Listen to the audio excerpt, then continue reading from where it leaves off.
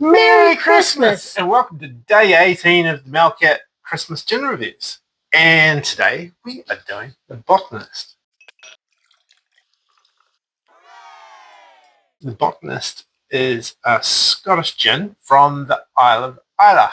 And if that sounds familiar to you, you probably are a fan of Scotch whisky, because Islay is better known for its Scotch whiskies. And to that end, the Botanist is actually produced by the Malkat distillery in Islay, who also make Scotch. Yum. What do we know about this one? This has 22 hand-foraged botanicals. I believe the botanicals come from the island. They include things like, You're trying to read the bottle. All in Latin, but I think it's like geraniums.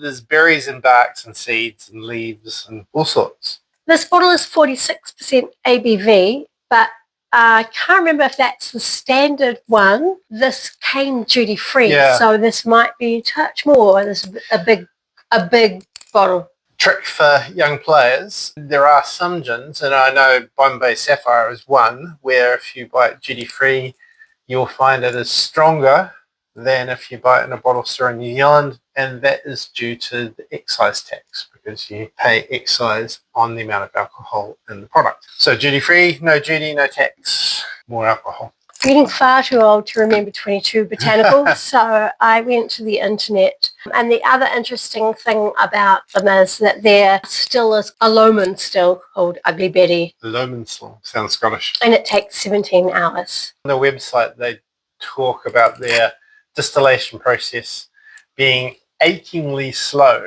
And that's from people who make Scotch, which takes a long time anyway. Those botanicals are angelica root, apple mint, birch leaves, bog myrtle leaves, cassia bark, sweet chamomile, cinnamon bark, coriander seed, creeping thistle flowers, elder flowers, gorse flowers, heather flowers, hawthorn flowers, juniper berries, lady bedstraight flowers, lemon balm, lemon peel, licorice root, meadow sweet, orange peel, orris root, peppermint leaves, mugwort leaves, red clover leaves, sweet cicely leaves, tansy, thyme leaves, watermint leaves, white clover, and wood sage leaves.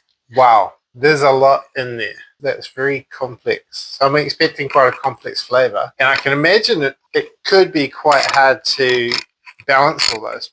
But as we know with Monkey 47, it is possible to balance a lot of botanicals and get a good flavour.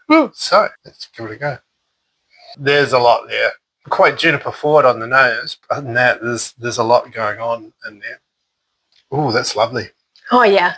Woo. That is very complex, quite savoury, almost herbal. Savoury, but also earthy, yeah. As you would expect with distillery that produces good whiskey, I'll probably be quite happy sipping that straight. But let's get some tonic and see what it's like.